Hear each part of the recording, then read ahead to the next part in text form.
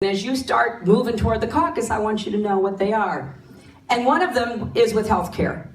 You know, before it was called Obamacare, it was called Hillary Care, because I was trying to get to universal coverage back in 1993 and 1994. We didn't make it back then, but I'm one of these people who believes everybody gets knocked down. Every one of us. What matters is whether you get back up after you've been knocked down. And what I decided after the insurance companies and the drug companies just went right after us, that I would work to get a bipartisan group of Congress members to do the Children's Health Insurance Program. And we began working on it, and now it insures 8 million people. So we have moved from what was a disappointment to trying to be creative, get back up, keep working to make progress.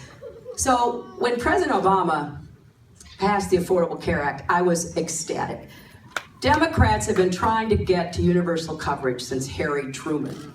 And finally, we have a foundation that will get us there. Now, I believe we have to make improvements in the Affordable Care Act.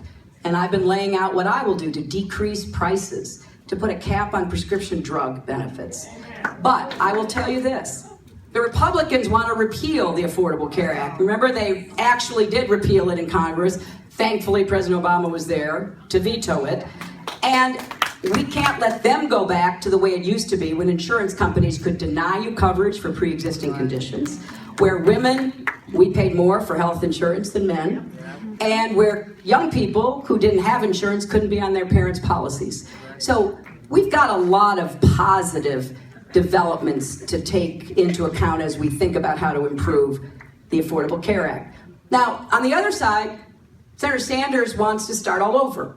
He has his plan, which I respect, because he also wants to get to universal coverage. But I don't want us to throw our country back into another contentious debate about health care. We are now at 90% coverage under the Affordable Care Act. It seems